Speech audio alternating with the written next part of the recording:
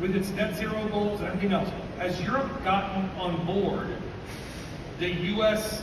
train? Have they gotten, found the truth of we need terminals to import the gas as well, because we can build them in the United States, but if the ship is just out at sea, it doesn't end well.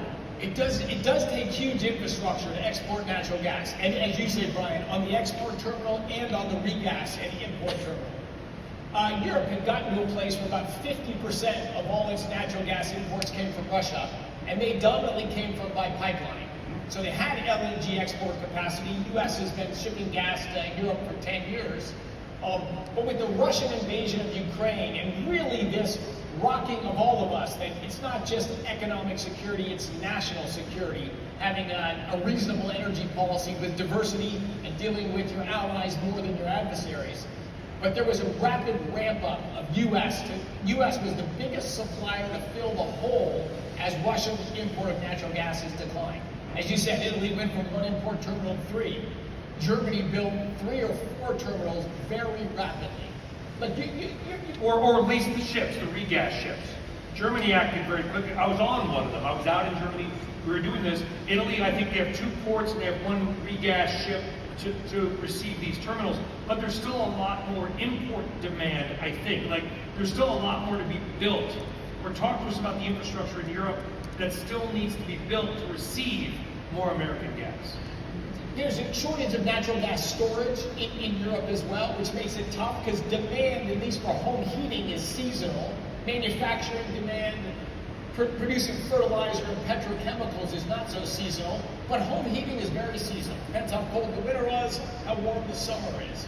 But yes, infrastructure needs to be built. And Brian, that brings us to one of the challenges with Europe and that partnership with the U.S., like our longest and oldest allies. The United States is essentially an offspring of the European continent, so very close, tight relationships there. But about the financial crisis, we had a massive pivot in energy trajectory between the United States and Europe. The United States went on to the shale revolution. We grew our energy production massively. We more than doubled our natural gas production. We tripled our oil production. And we've driven down the real cost of energy quite meaningfully in the United States. Europe, I think, really embraced the climate agenda and a march towards net zero. Is that wrong? I think it is. Why? I mean, we all want a better climate. We want to have clean air, clean water, right? So Absolutely. how do we make sure we have power, but also accomplish the goals that I think we all hear from Colorado? Beautiful mountains, clean air. You want that too. Absolutely. Yeah, I was a board member of an environmental group until I had to resign that position as well to accept my new job. And when I grew up in Colorado, when I was a kid, we couldn't see the mountains 1 out of 3 days, the brown cloud in Colorado.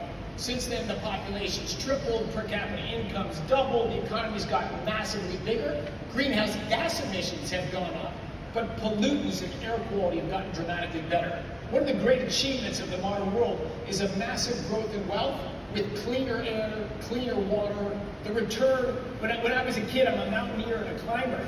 I never saw moose, I never saw elk, I didn't see bear, I didn't see mountain lions. You'll see all of them in the Colorado mountains today. So the idea of wealth and smart pollution control technologies, you can have economic growth in a better environment. Greenhouse gases are trickier because we simply don't have meaningful replacements for hydrocarbons. The world has spent $4 to $5 trillion over the last 20 years, and mostly in wind, solar, and batteries, and combined, they haven't quite hit 3% of global energy. In the United States, they've hit 3%. In the total global energy, they're about 2.7% of global energy. More money is spent every year on wind, solar, and batteries than oil, gas, and coal. So where the money is going, we've had a transition of funding for energy, but not a transition of where energy comes from. But I spoke with Secretary Burgum yesterday, your friend and colleague in the White House, and I said, don't we need all of everything? This is Gastech. I get it. The focus is on gas, and we'll talk about fertilizer. I used to be a fertilizer trader before I got into TV, some people now still say I'm a fertilizer trader of a different kind, but I won't joke about that. So I get the importance of that in the global food supply. But quickly talk to us about, don't we need it all? Don't we need all nuclear, wind, solar? Not so much whales anymore, but you know what I mean? We're gonna need it all because power demand, AI, we all want air conditioning. Everybody in the world, right? You think Dubai would be Dubai without air conditioning? Would Singapore be Singapore without air conditioning? No way, right? We've all been to, maybe many of you live in those places. They're super hot. The demand for power is just doing this. How do we meet all of our power goals with all of our climate goals? Love that framing, Brian. Like 1 billion people live lives remotely recognizable to all of us in the room. 7 billion people want to live like we live. We consume about 5 times more energy per capita than the other 7 billion.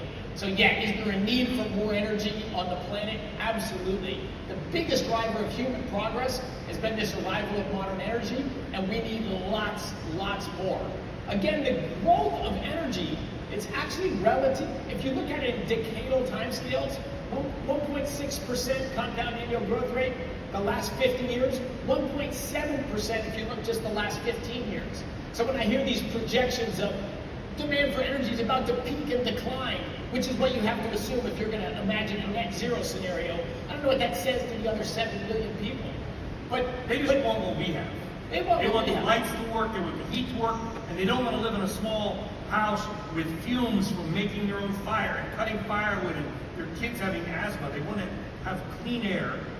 And we're kind of arrogant about that sometimes, I think. The West. We don't even realize that. 2 billion people, as you're just saying, cook their daily meals and heat their homes burning wood. 2 to 3 million easily preventable deaths every year from that lack of clean cooking fuel, burning wood. So yes, we want more energy. And I went to college originally to work on nuclear energy. I went to solar energy in graduate school, geothermal for years, including again recently. So yes, I want all energy that's affordable, reliable, and secure. But that doesn't mean all energy. If you're going to invest, take again the example of Europe. Again, my friends and our allies. So my hope is an energy pivot and a re-embracement of abundance, economic growth, and security across the continent. But Europe embraced at a larger scale investments in wind, solar, and batteries, and more prohibitions against hydrocarbon development in this attempt to reduce global greenhouse gas emissions. Is that pivoting back though? Because we've seen political winds shift. Everybody in this room is from a different country, so you don't want to generalize. Probably have some Americans in here. Political winds, they do this, and they may do that again in 3 years in America. We don't know. Where is Europe right now? Because they went hard one way. Now I feel like they're not going hard the other way, but they're definitely turning. I believe so, and I hope so. And aren't you meeting with them maybe tomorrow? We'll be in Brussels tomorrow. And that is our goal. We want a thriving economy, but Brian, unfortunately what has happened is Europe's sort of restrictive energy policies. It's the only place in the world that's actually had meaningful decline in energy consumption across the continent. And this is industry leaving Europe. Well, some people might say that's good. Using less energy is a good thing. If you get the exact same thing out of the end. But most of the reduction in energy consumption in Europe has been industry leaving, so closing down a modern natural gas powered factory in Germany or Italy or the United Kingdom. Those same products are now made in a coal factory in Asia, loaded on a diesel powered ship to come back. So I don't call that green or a climate policy. The other driver of reduced consumption is if you make energy or anything more expensive and less reliable, guess what? People will buy less of it. To use the German example, they had a little over 100 gigawatts of electric generating capacity. Now they have 240 gigawatts of electric generating capacity, $500 billion invested. They produce 20% less electricity out of this massively more complicated grid. That's a tripling of electricity prices. This is, and is it decarbonizing the world? And of course the answer is no. It's just moving where emissions are and reducing consumption by affordability reasons. This is the birthplace of the Industrial Revolution. So, to come back to decarbonization, that is happening gradually with time. 200 years ago, we got almost all our energy from burning wood, and coal arrived. Coal is lower carbon intensity than wood. Then we moved to oil, then natural gas, then nuclear. We are in a natural decarbonization per unit. We're nuclear now. We're shutting everything down. In Germany and in the United States. And now in the United States, there's this rush to reopen the nuclear plants that have shut down. We're going to run on the board of a nuclear company. We're going to Which reopen. also had to resign when you took this job. We're going to reopen a large nuclear power plant that was closed 3 years ago in Michigan. It'll be the first reopening. Oh, Palisades, right? Palisades power plant in Michigan. And we're going to stop. The United States, of course, has done some of these I would call energy foolish things as well, in that we've closed a whole bunch of firm power capacity. When I arrived as Energy Secretary, the plans over the next 5 years were to close 100 gigawatts of firm electric generating capacity, mostly coal plants, but also natural gas plants. And then there was a plan to build 22 gigawatts of new. Close 100, add 22. Is that a road to win the AI race? No chance. So we are stopping the closure of coal plants, except if they really are old and uneconomic. There are some plants that have aged out, but there's a whole bunch of other plants that were slated for closure just because it was politically fashionable to say we're not using coal anymore. We need to keep those plants alive. We need to add as much additional capacity as we can so that we can lead in AI. And we want our friends and allies in Europe and in Asia and elsewhere to also grow their electric generating capacity to also drive progress in AI in their society. And we've talked so much about electricity generation, as we should. Like I said, in a former life, many years ago, I traded chemical commodities for Mitsubishi Bank in New York. I was young and dumb.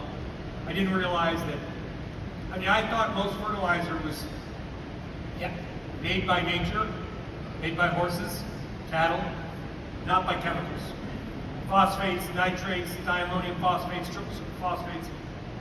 And I also didn't realize how much natural gas goes into that production. And that is why when Russia invaded Ukraine, the price of fertilizer soared. Stocks, CNBC, we're looking at the big fertilizer producers in the US and Europe, their stocks soared. Natural gas is not just for lighting and heating. It's to protect the world's food supply, I think. If you took away just one use of natural gas, via the Haber-Bosch process, two just awesome German chemists, maybe one of the most important inventions in the history of the world, which is to take methane gas and combust it. Natural gas is both the feedstock and the energy source to make a fixable form of nitrogen in the form of ammonia. Like, this just changed the world over 100 years ago. If you just stop natural gas use for just that one thing, global food production would decline by 50%. You can still have refrigeration and motorized mechanized transport and all the other things that hydrocarbons do to increase food production. But if you stop nitrogen fertilizer production, you plummet food production. We have an example of that. In Sri Lanka, they had a government come in that wanted to be greener than everybody else, and they banned synthetic fertilizers. That was a politically popular position. Within 6 months, grain production was declining, food prices spiked, and the government had to flee the country. So there's just a lot of naivete, and it's around the world. It's mostly in the rich world. It's not, of course, globally. But in the rich world, we've just promoted an unrealistic view of climate change. I've been speaking and talking about climate change for 20 years. It's a real thing. We've increased atmospheric concentration of CO2 by 50%. It absorbs infrared radiation and leads to a warming influence on the planet. 100% true. We released about a month ago a 140-page report on climate change at the Department of Energy. If you Google DOE climate report, it'll pop up. Highly recommend you read it. It's just an overview about what do we know. It's about historical data, the physics and the chemistry of it. We don't know the future, so there's no predictions about where the world's going, but we should start with what do we know. And it turns out climate change is a real thing, but it's exaggerated so much to scare children and drive political policy making that we need to have a reasonable understanding about it. There's two problems. One is, as I've said, it's very hard to transform the global energy mix. Same percent of energy from hydrocarbons today as 50 years ago. Think of all the money and mandates and policies and everything that's been done to do that. Very hard to change that trajectory. So we don't have an answer. But the other flip side is that it turns out climate change is real, but it's relatively slow moving. We haven't had an increase in the frequency or intensity of hurricanes, tornadoes, droughts, floods. This is in the Intergovernmental Panel on Climate Change data. It's all there to be seen, but it gets magnified by politicians and media into it. Hey, don't bring the media into it. Oh, they're very guilty in this. No, listen, we can do the whole panel on that. Yes. But this is Gastech. I'm not sure that would be the greatest panel in the world, but listen, we can debate, discuss that all day long. I want to get back to the topic at hand though, because that is, unfortunately, that discussion becomes so politicized. Would you agree? You don't have to come out of the media, but it's become so politicized that either side is just digging in. Nobody wants to give an inch, and nobody gets anywhere. The conversation doesn't advance. You're a smart guy. Berkeley, Massachusetts Institute of Technology, grew up in Colorado, Haber-Bosch effect. I mean, we could argue that those are liberal qualifications. Mr. Secretary. One of our goals in this administration, I think we've had some success so far, is to take the politics out of energy and out of climate change. Nobody can do that. Well, people are going to have different perspectives, but I can't tell you how many Democratic senators, Democratic governors, Democratic reps I've talked to that have said, oh, it's a breath of fresh air. And everybody wants to win at AI. Everybody wants to do that. AI is a huge helpful for bringing back what I call energy sobriety or energy common sense. If you want to reindustrialize your country, if you want to move artificial intelligence forward where you live, you've got to grow your ability to produce energy, and you've got to keep it affordable. Everybody wants that. The numbers around AI are mind-blowing. I mean, we have a stock in America, a company called Oracle. I'm sure everybody here has heard of it. Stock's up, I think, like 25% this morning in New York. Larry Ellison's like the third richest man in the world. He's going to be probably the second after today's over. He'll have a bigger yacht. But so much that stock moves on AI, cloud infrastructure. When we look at the demands for artificial intelligence, US, Europe, Asia, and around the world, the numbers are almost Carl Sagan-like, billions and billions and billions, maybe trillions. Is there anything that you look at, Mr. Secretary, that is wrong, or these numbers, do you think they're right? Because if they're right, we've got some work. The numbers are staggering, but they're staggering. This is an awesome thing. What is AI going to do? It's not only going to make our businesses more efficient and give us greater services for us as individuals, it's going to massively advance the progress of science. I truly believe in 10 years from now, almost all cancers will be just manageable conditions. We're going to map down to the protein level of what happens in tumors and how to address that. Fusion energy. I went to MIT to work on fusion energy 40 years ago. We've made slow, steady progress for 40 years. That final control we need to make fusion happen, AI is going to enable that in the next 1, 2, 3 years. So there's just awesome upside to it. It's just going to make all humans more productive. Of course, it'll be misused, and there's that. Any new powerful tool has negatives and has positives. But we can rise to that challenge. We have massive energy resources in the world. But I'll tell you one thing we did. The national lab, we have 17 national laboratories in the United States. They're all under the Department of Energy. They have a lot of land.